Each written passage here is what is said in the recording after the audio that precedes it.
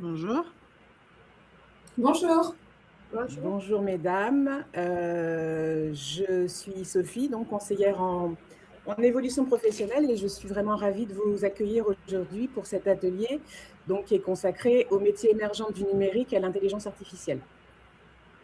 Je vous remercie d'avoir pris le temps de vous libérer et de participer à cette matinée. J'espère qu'elle va vous permettre de découvrir de nouvelles perspectives professionnelles et également de mieux comprendre l'évolution du marché du travail. Alors, il faut savoir, voilà, je vais vous faire un petit récapitulatif de comment ça va se passer. On va explorer ensemble aujourd'hui plusieurs métiers du numérique qui recrutent.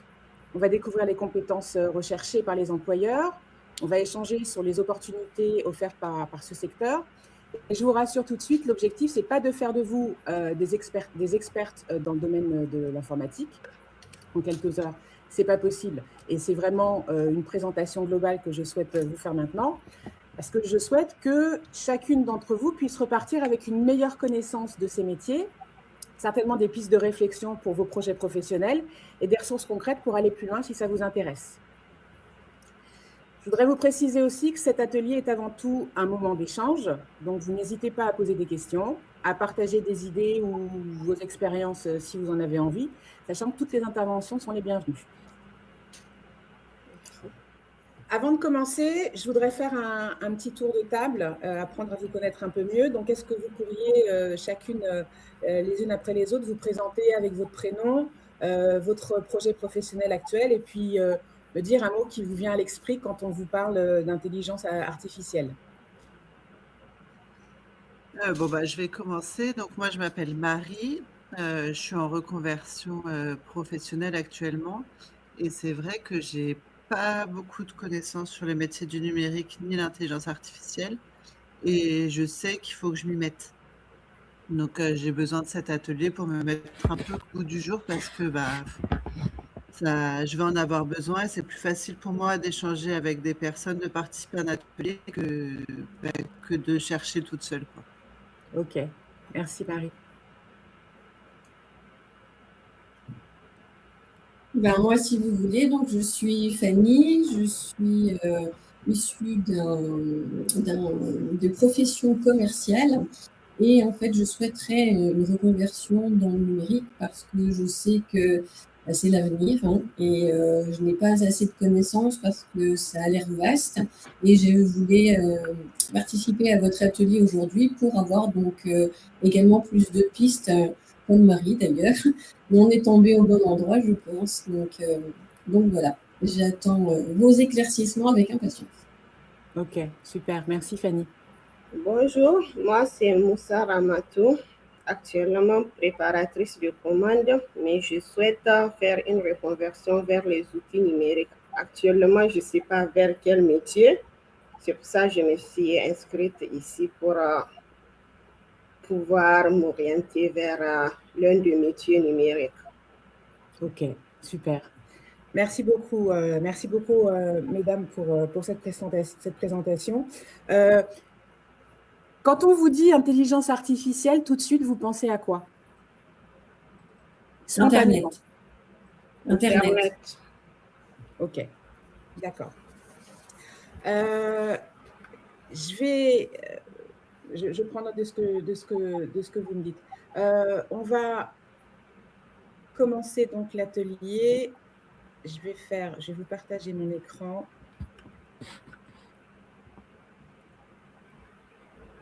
C'est bon, vous le voyez? Oui. Oui. Ok, super. Donc, pour commencer cet atelier, je vous propose de découvrir ensemble le déroulé de l'atelier sur la matinée que nous allons passer. Voilà. Pour que vous sachiez un petit peu comment l'atelier va s'organiser. On va passer ensemble 3h30. L'objectif, c'est d'alterner des temps de découverte, des vidéos, des échanges, des activités, et puis à la fin, ou ce sera surtout concentré à la fin, mais aussi entre-temps à chaque fois, des moments de réflexion personnelle. Alors, ici, ce n'est pas un cours magistral. Je souhaite vraiment que cet atelier soit interactif et que chacune puisse participer à son rythme. Donc, la parole est libre. Il n'y a pas de questions inutiles. Vous êtes là pour découvrir, donc il y a peut-être des choses que vous savez, des choses que vous ne savez pas, donc vous n'hésitez pas à me poser des questions. Donc, vous le voyez, le déroulé, la matinée va s'organiser en plusieurs étapes. On va commencer par découvrir 2 métiers du numérique grâce à des témoignages de professionnels. Et puis ensuite, on va élargir notre vision avec un panorama des métiers du secteur. Et puis, on verra quelles sont les compétences humaines qui sont aujourd'hui les plus recherchées. On prendra aussi le temps de réfléchir ensemble sur ce qui peut vous attirer ou sur ce qui peut peut-être vous freiner dans ce qu'on va découvrir. Et puis, on terminera cet atelier par des pistes concrètes pour poursuivre votre réflexion une fois que l'atelier sera terminé. Je voudrais rappeler quelques règles de fonctionnement simples. Respect de la parole de chacune, la liberté de s'exprimer ou de ne pas s'exprimer. Comme je vous l'ai dit au préalable, avant, aucune question n'est inutile. Les téléphones restent en mode silencieux et les échanges se font dans la bienveillance et sans jugement. Ça vous convient? Oui. Vous avez des questions avant qu'on commence? Non, c'est tout bon. C'est bon. Super. Alors, si tout est clair, je vous propose donc maintenant de commencer notre découverte. Avant de parler concrètement des métiers, je voudrais qu'on prenne quelques instants pour comprendre pourquoi le numérique et l'intelligence artificielle occupent aujourd'hui une place aussi importante dans notre quotidien et dans le monde du travail. Je voudrais vous poser une question. Depuis que vous vous êtes levé ce matin, vous pensez que vous avez utilisé l'intelligence artificielle combien de fois? Sans réfléchir, dites-moi. Un chiffre, voilà, qui vous vient à l'esprit. Plusieurs fois. 5. Combien, 2. Rama? 5. Qui a dit 2? Moi, Fanny. Moi, je me Marie? suis levée tard, je ne l'ai pas encore utilisé. Mais ça n'aurait pas tardé. Ok. Alors, merci pour vous répondre. Alors, il faut savoir qu'à partir du moment où on se lève jusqu'au moment où on se couche, je ne vais pas dire qu'on va utiliser l'intelligence artificielle toutes les heures, mais je vais vous donner quelques exemples. Vous prenez la route, vous allez à un endroit, vous rentrez le nom, l'adresse dans votre GPS, il vous indique un chemin, déjà intelligence artificielle, et puis il va vous dire que, en fait, il y a un chemin qui est plus court. Voilà. Quand on est sur Netflix, sur Spotify ou sur YouTube, quand on a des recommandations de contenu, quand la messagerie va classer automatiquement un mail dans les courriers indésirables, quand vous prenez votre téléphone et que vous le mettez devant et qu'il va se débloquer avec la reconnaissance faciale, voilà, ça c'est des façons complètement anodines de faire appel à l'intelligence artificielle dans notre quotidien. Donc, comme je vous le disais, elle est partout, mais elle ne remplace absolument pas tous les métiers. Elle les transforme, bien évidemment. Elle donc transforme progressivement notre façon de travailler. Certains métiers dus à l'intelligence artificielle vont évoluer, de nouvelles compétences vont apparaître et de fait, de nouvelles professions vont se développer. Et c'est pourquoi il est très important de mieux comprendre ces évolutions afin de pouvoir identifier les opportunités qu'elles peuvent nous offrir. On va passer à la slide suivante. Ce matin, je vais vous proposer de découvrir plusieurs métiers qui exercent déjà, qui exercent dans le numérique et qui font de plus en plus appel à l'intelligence artificielle. Leurs témoignages vont vous permettre de mieux comprendre leur quotidien, les missions qui sont les leurs et les compétences qui sont mobilisées. Pendant chaque témoignage, je vous demanderai d'être attentif à 4 éléments. Les principales missions des professionnels, les compétences qui vous semblent indispensables, qu'est-ce qui va vous surprendre quand vous allez voir les vidéos, voilà, dire « Ah bah, je pensais que c'était plus comme ça et je ne pensais pas que c'était comme ça ». Et puis, est-ce qu'il y a un métier, quand on va les découvrir, est-ce qu'il y a un métier qui va vous vous titiller et vous donner envie de creuser plus loin pour voir si vous ne pourriez pas éventuellement embrasser cette nouvelle carrière. Donc, on va commencer avec notre première vidéo, qui est le métier de responsable de communication digitale à travers le témoignage de Laurence. Pendant la vidéo, si vous voulez, vous n'hésitez pas à prendre des notes. On prendra ensuite quelques minutes pour échanger ensemble.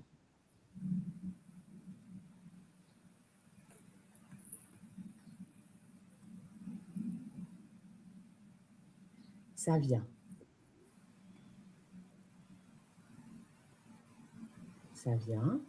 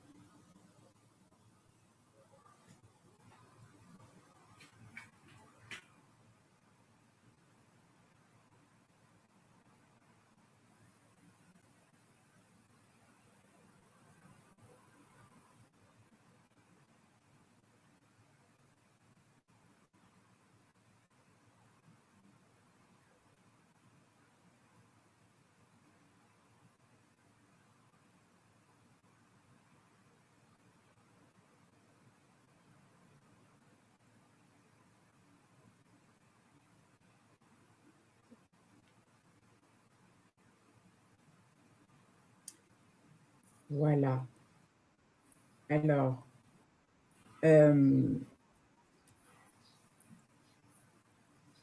pour vous, une fois que vous avez vu cette vidéo, les qualités indispensables pour que Laurence vient de nous partager, selon vous, est-ce que c'est en adéquation à ce que vous pensez? C'est quoi déjà? Vous avez retenu quoi?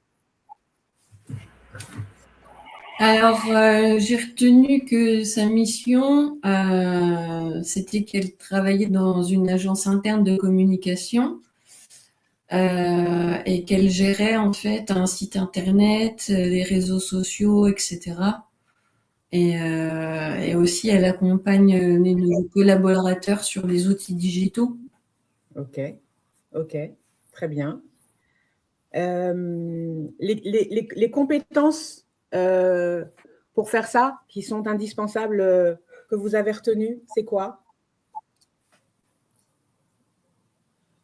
On ne vous entend pas. Je dirais la gestion d'équipe. Ah, Oui. désolé, mon micro est coupé. Voilà, on vous entend. Je disais l'écoute, Oui, l'adaptabilité, oui. la curiosité, l'organisation. C'est pas mal du tout ça. C'est parfait. Merci beaucoup. Est-ce que selon vous, d'après ce que vous avez vu, est-ce que c'est un métier dans lequel vous pourriez vous projeter? Oui, moi personnellement, franchement, oui, ça serait vraiment quelque chose qui m'intéresserait. C'est plus humain que ce que je pensais en fait. Ouais, exactement, c'est ça. Vous avez mis le doigt dessus, justement, justement. Quand on parle de communication digitale, effectivement, on pense souvent uniquement aux réseaux sociaux et tout ce qui est Internet, LinkedIn, enfin voilà, des choses comme ça. En fait, c'est un métier beaucoup plus vaste. Et comme vous le dites, Fanny, il combine le travail d'équipe, l'organisation, la stratégie, la créativité. Donc, c'est un métier beaucoup plus vaste que ce qu'on peut croire. Et je suis contente que ça ait titiller votre intérêt, Fanny. Rama, Marie, c'est quelque chose dans un métier dans lequel vous pourriez vous projeter ou pas? Moi, pour le Oui, moment, complètement. j'attends voir les autres métiers. C'est pas quelque chose je peux me projeter dedans. Okay. Pour moi, Marie? ça m'attire. Bah ouais, finalement, ça m'attire pas mal. Moi qui aime bien échanger avec les autres, c'est vrai que pour moi, tous les métiers un peu digital, c'est des gens devant leur ordinateur et finalement, ben non, ça attire la curiosité. Très bien. Je suis ravie. Euh, est-ce que ce que Laurence nous a dit, est-ce que c'est quelque chose au niveau des qualités personnelles qui sont importantes, dont on a pu qu'on a pu entendre. Est-ce que c'est quelque chose qui fait écho en vous? Est-ce que selon vous, c'est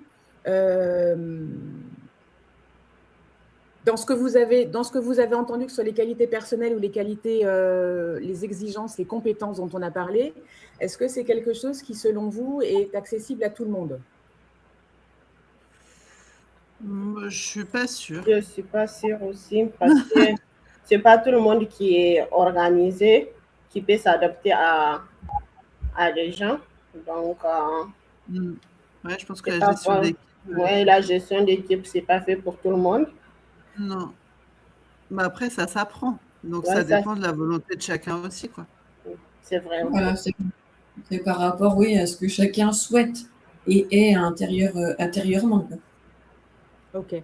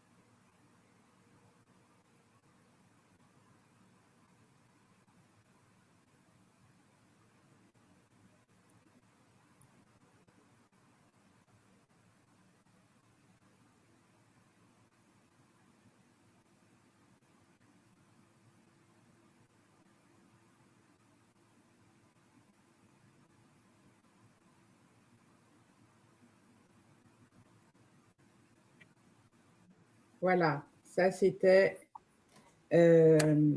Thibaut.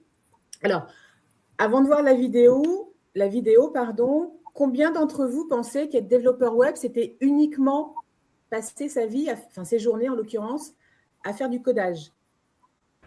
Moi. Pour moi, je pensais que c'était que ça.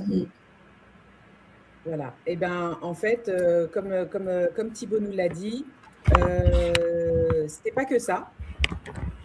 Il a parlé des missions qu'il peut réaliser. Alors, vous avez retenu quoi? Il a Qu'il a développé. Comment?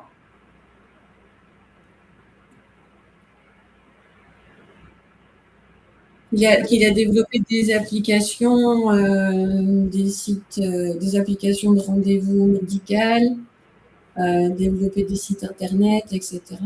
Ouais, voilà. Et les qualités personnelles que vous avez retenues, qui sont importantes? Il faut être organisé, technique, patience, être autonome aussi. Tout à fait. Moi j'aurais pas pensé qu'il fallait être débrouillard. Pour moi, un informaticien, un truc très carré. Puis quand on voit Thibaut, c'est vrai qu'il n'a pas l'air si figé que ça. Donc c'est vrai que en fait, il dit débrouillard parce qu'il y a une insatiable envie d'apprendre, de comprendre. Donc, il va creuser, il va aller chercher quand il y a quelque chose qu'il ne sait pas faire. Il va se débrouiller avec ses capacités qui sont dans ce métier-là, pour être développeur, elles sont plus importantes chez eux que chez la personne lambda. Donc voilà, il va creuser. Donc effectivement, il faut être quelqu'un de très débrouillard. Et après ce que vous avez vu, après le témoignage de Thibaut, est-ce que c'est un métier qui pourrait vous donner envie ou pas? Enfin voilà, oui, non, ça vous bloque pas? Oui, moi personnellement. Personnellement, c'est quelque chose qui peut m'intéresser, moi.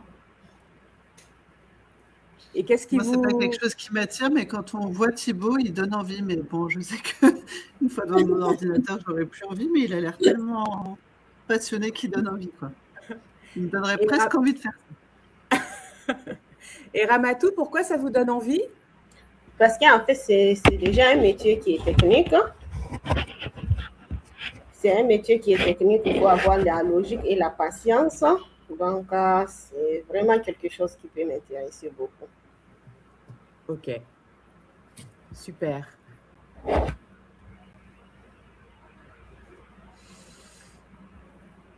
Alors, on va